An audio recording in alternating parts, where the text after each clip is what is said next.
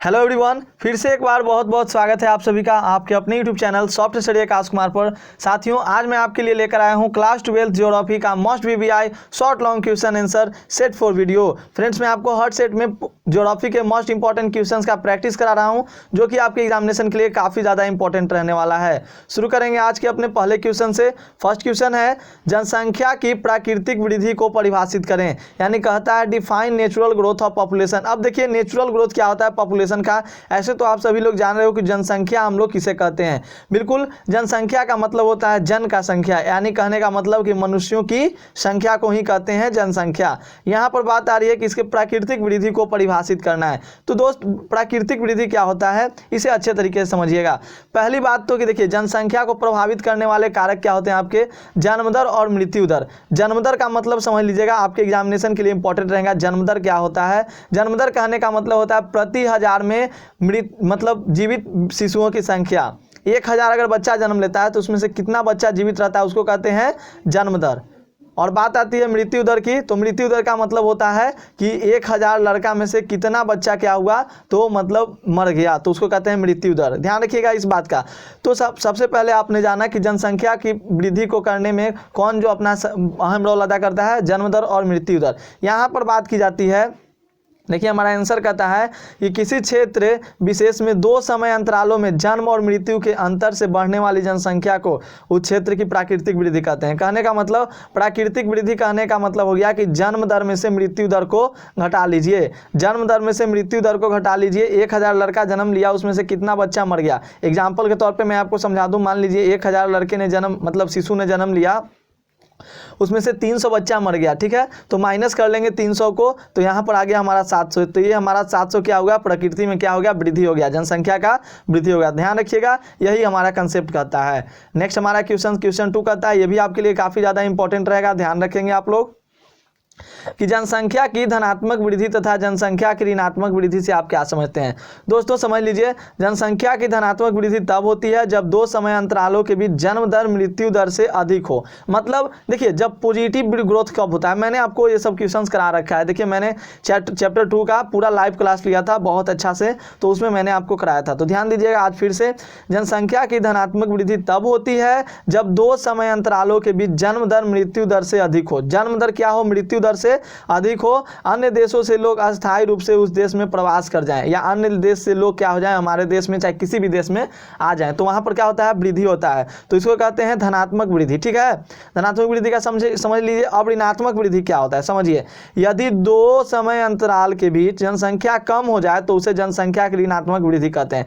यानी कहने का मतलब वृद्धि से केवल समझिए, लेकिन कम से यहाँ तात्पर्य है। ठीक है, कम से तात्पर्य है, तो समझिएगा जनसंख्या की धनात्मक वृद्धि तब होती है जब 2 समय अंतरालों के बीच जन्म दर मृत्यु दर से अधिक हो, और जब अन्य देशों से लोग अस्थायी रूप से उस देश में प्रवास कर जाएं। 2 आपके केस ऐसे बनते हैं। और बात कर ले हम लोग ऋणात्मक वृद्धि की, तो कहता है कि यदि 2 समय अंतराल के बीच जनसंख्या कम हो जाए तो उसे जनसंख्या की ऋणात्मक वृद्धि कहते हैं। ध्यान दीजिएगा, यह तब होती है जब जन्म दर मृत्यु दर से कम हो जाए अथवा लोग अन्य देशों में प्रवास कर जाएं, यहाँ से दूसरे जगह लोग चल जाएं। तो ध्यान रखिएगा क्या होता है जनसंख्या का ऋणात्मक और धनात्मक। मोस्ट इंपॉर्टेंट रहने वाला ये सेट आपके लिए। देखिए, थर्ड क्वेश्चन हमारा कहता है दोस्त कि लौह अयस्क के प्रकारों को लिखें। लौह अयस्क के 4 प्रकार आप लोग याद रखिएगा, बहुत इंपॉर्टेंट है, पूछा जाएगा, ऑब्जेक्टिव सब्जेक्टिव दोनों में पूछा जाएगा। Hematite, magnetite, siderite, limonite. ठीक ना, कौन कौन, हेमेटाइट, मैग्नेटाइट, सिडेराइट, लिमोनाइट, याद रखिएगा, काफ़ी ज़्यादा इंपॉर्टेंट है। नेक्स्ट ये क्वेश्चन तो इंपॉर्टेंट रहेगा ही रहेगा। देखिए, आता है, हर साल आता है, धात्विक और अधात्विक खनिज में अंतर। तो धात्विक खनिज और अधात्विक खनिज क्या होते हैं थोड़ा सा समझ लेंगे हम लोग। कहने का मतलब होता है, देखिए धातु आप लोग बचपन में पढ़ चुके होंगे, धातु को ही धात्विक कहते हैं और अधात्विक मतलब अधातु। तो आप अच्छे से अपने से भी लिख सकते हो, लेकिन समझ लीजिए, तोड़ने गलाने पर धातु प्राप्त होता है तो उसे कहते हैं धात्विक खनिज। बिल्कुल जी, धातु अगर हमें जिस खनिज से हमें धातु की प्राप्ति होती है तो उसे हम कौन सा खनिज कहते हैं, धात्विक खनिज कहते हैं। और अगर हमें धातु प्राप्त नहीं होता तो उसे अधात्विक खनिज कहते हैं। एक पॉइंट आपका क्लियर हुआ। नेक्स्ट पॉइंट को देखिए, कहता है ये कठोर और चमकीले होते हैं। बिल्कुल, धातु को पीटिएगा तो अपने क्या होता है, सीट में चेंज हो जाता है। अगर अल्मुनिया को अगर आप पीटिएगा तो क्या होता है, सीट में चेंज हो जाता है। तो बिल्कुल when we bit then becomes into seat, मतलब क्या होता है, सीट में चेंज हो जाता है। इस बात का भी खास ख्याल रखिएगा। इसमें चमक नहीं होती है, अधात्विक में चमक नहीं होती, बल्कि धातु में क्या होता है, चमक होता है। धातु भी चमकीला भी होता है। एग्जाम्पल के तौर पर आप कुछ भी ले लीजिए धातु को, आप लोग एग्जाम्पल जानते ही हो। नेक्स्ट हमारा कहता है कि इसे पिघलाया जाता है और इसे पिघलाया नहीं जाता है। अधात्विक में पिघलाया नहीं जाता है, धात्विक में पिघलाया जाता है, ध्यान रखिएगा। पांचवा है कि पिटने पर टूटता नहीं है। बिल्कुल, अभी मैंने बताया, अगर एल्युमिनिया को एग्जाम्पल लें तो एल्युमिनिया को हम लोग कितना भी पीटें तो फैलते जाता है, चदरा बनते जाता है।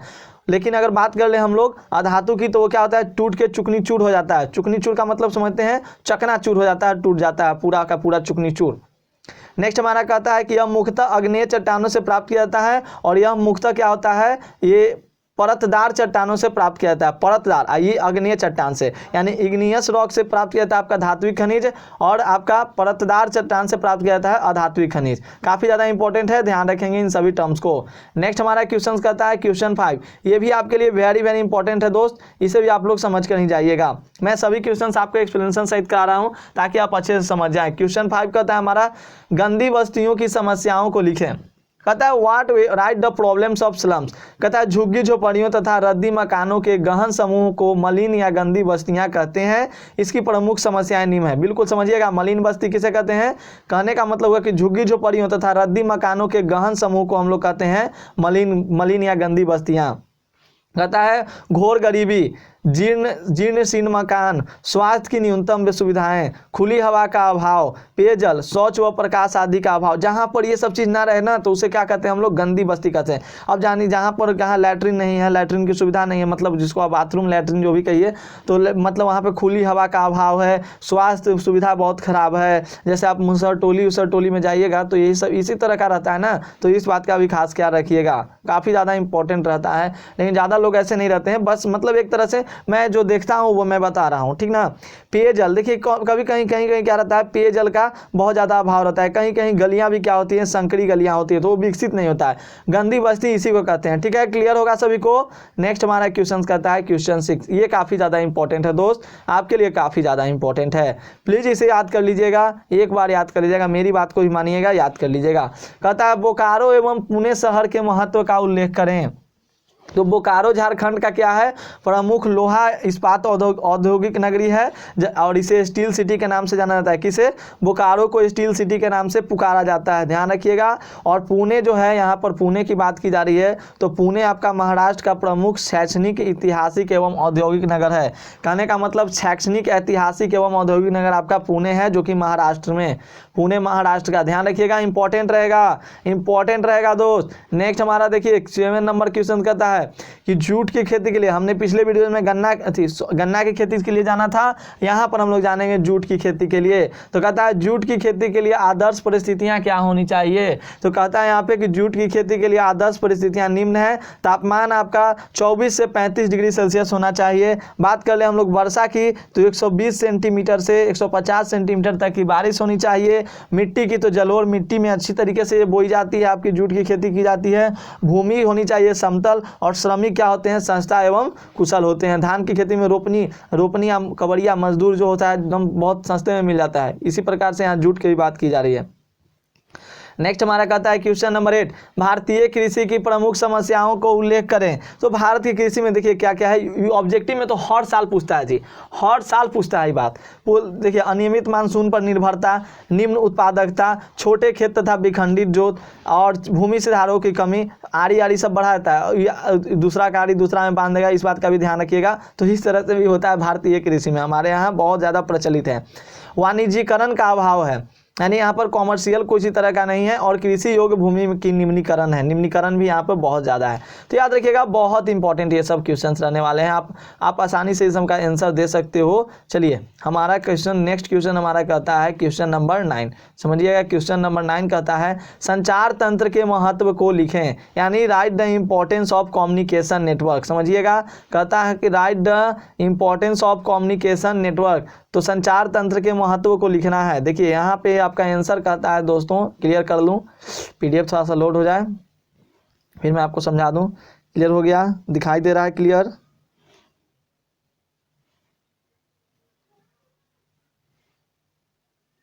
समझ जाइएगा। बिल्कुल, अब देखिए PDF क्लियर हो चुका है। ऐसा क्यों हो रहा है PDF? तो अब समझेंगे हम लोग संचार यंत्र का महत्व क्या होता है। कहता है कि देखिए, अब संचार यंत्र है, अभी संचार यंत्र के कारण ही ना आप मेरी वीडियोस को देख पा रहे हो, तो ये काफ़ी ज़्यादा आपके लिए इंपॉर्टेंट रहेगा और ईजी भी है। रेडियो तथा दूरदर्शन मनोरंजन के साथ ही शिक्षा के भी साधन हैं। ये साधन अविकसित क्षेत्रों के विकास में सहायक होते हैं। ये व्यापार तथा वाणिज्य में सहायक होते हैं। ये देश के आर्थिक विकास के सहायक होते हैं। ये समाज के विभिन्न वर्गों को मिलाकर राष्ट्रीय एकता के सहायक होते हैं। अब देखिए, संचार यंत्र के कारण ही आप हमारी वीडियोज़ को देख रहे हैं या और भी किसी का वीडियोज़ को देख रहे हैं, जिसके कारण आप पढ़ पा रहे हो, एग्जामिनेशन में अच्छा कर पा रहे हैं।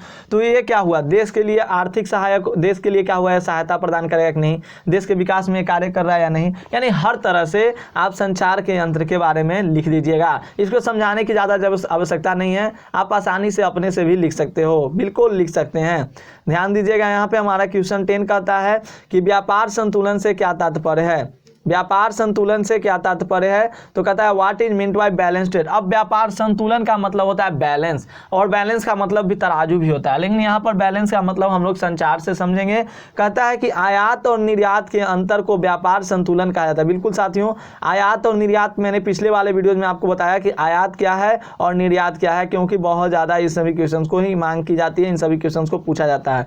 आयात और निर्यात के अंतर को व्यापार संतुलन कहा जाता है। जब आयात मूल्य की तुलना में निर्यात मूल्य अधिक होता है तो उसे अनुकूल व्यापार कहते हैं, लेकिन इसके विपरीत जब आयात मूल्य की तुलना में निर्यात मूल्य कम होता है उसे प्रतिकूल व्यापार कहते हैं। ध्यान दीजिएगा, व्यापार संतुलन का मतलब क्या होता है कि आयात और निर्यात के अंतर को व्यापार संतुलन कहा जाता है। जब आयात मूल्य, आयात मतलब कोई आएगा, तो आयात मूल्य की तुलना में निर्यात मूल्य अधिक होता है, मतलब खरीदे हैं कम में, आप बेच रहे हैं ज़्यादा में, तो उसे अनुकूलन व्यापार कहते हैं। लेकिन क्या होता है कि अगर खरीदे हैं ज़्यादा में और बेच रहे हैं कम में, तो उसे क्या होता है, प्रतिकूल व्यापार होता है। ध्यान रखिएगा, बहुत इंपॉर्टेंट।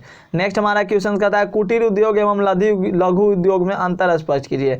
कुटीर उद्योग जिसे आप कॉटेज इंडस्ट्री कहते हो और लघु उद्योग जिसे आप स्मॉल इंडस्ट्री कहते हैं। तो सबसे पहला एक यहाँ पे दिया गया है आपको कि इसे गृह उद्योग भी कहते हैं, कुटीर उद्योग। बिल्कुल जी।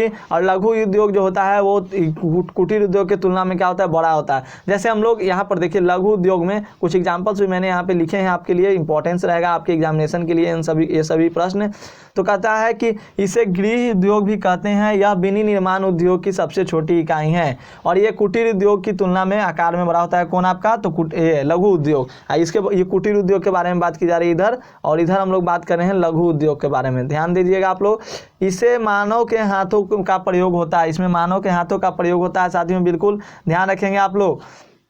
कुछ एग्जाम्पल भी मैं आपको बता रहा हूँ। इसमें उत्पादन मशीनों द्वारा होता है और स्थानीय कच्चे माल तथा साधारण उपकरणों का प्रयोग किया जाता है, किसमें, कुटीर उद्योग में। और जब बात कर ले हम लघु उद्योग की, तो उद्योग कच्चा माल बाहर से मंगवाते हैं। और पांचवा 4th पॉइंट हमारा कहता है 2 मार्क्स का क्वेश्चन में 4 पॉइंट मैंने शुरू से बोल रहा हूँ आपको लिखने के लिए। इसमें तैयार माल के लिए बाजार स्थानीय होता है और इसमें निर्मित माल का बाजार विस्तृत होता है, अर्थात वह दूरस्थ बाजारों में भेजा जाता है। बिल्कुल, दूरस्थ बाजारों में भेजा जाता है। कुटीर और लघु उद्योग, जैसे इसमें देखिए हाथों से बनाया जाता है, चाय वो बनाते हो आप लोग, तो ये सब मतलब गृह उद्योग को कहते हैं कुटीर उद्योग। और लघु उद्योग मतलब होता है कुटीर उद्योग से थोड़ा सा क्या होता है, बड़ा, थोड़ा सा बड़ा। ध्यान दीजिएगा, इंपॉर्टेंस रहेगा। नेक्स्ट हमारा last question of this video, फिर हम लोग मिलेंगे सेट 5 वीडियोज में, जरूर से जरूर देखिएगा, और सेट 1, सेट 2, सेट 3 वीडियो जरूर से जरूर आप लोग देख लीजिएगा। 12 नंबर क्वेश्चन कहता है भारत का सबसे बड़ा तथा छोटा रेलवे क्षेत्रों का नाम लिखें। बहुत इंपॉर्टेंट है। भारत का सबसे बड़ा रेलवे क्षेत्र उत्तर रेलवे है तथा इसका मुख्यालय दिल्ली में है, और सबसे छोटा रेलवे क्षेत्र उत्तर पूर्वी सीमांत रेलवे है जिसका मुख्यालय मिलगांव गुवाहाटी में है। तो कहता है सबसे बड़ा रेलवे क्षेत्र का मुख्यालय दिल्ली में है और सबसे छोटा का कहाँ है, गुवाहाटी में। आपके लिए गुवाहाटी में आपके लिए इंपॉर्टेंट रहेगा, किस लिए, तो आपके ऑब्जेक्टिव के लिए क्वेश्चन एंड सब्जेक्टिव के लिए ऑल्सो। दोस्तों उम्मीद करता हूं आपको वीडियो समझ में आई। वीडियो समझ आए तो प्लीज वीडियो को लाइक जरूर कीजिएगा, चैनल पे नए हो चैनल को सब्सक्राइब कर लीजिएगा, अपने दोस्तों के साथ वीडियो को जरूर से जरूर शेयर कीजिएगा प्लीज। देखिए, मैं आप लोगों को पढ़ाते पढ़ाते मैं खुद थक चुका हूँ, फिर भी मैं आप लोगों का बिल्कुल एग्जामिनेशन तक आपका साथ नहीं छोड़ने वाला हूं। हर डे मैं आप लोगों के लिए इसी तरह से स्ट्रेटेजी लाऊंगा ताकि आप लोगों की तैयारी अच्छी हो सके हर सब्जेक्ट का। Take care all of you. बस आप लोग एक वीडियो को शेयर जरूर कीजिएगा, बिल्कुल शेयर जरूर कीजिएगा। Take care all of you.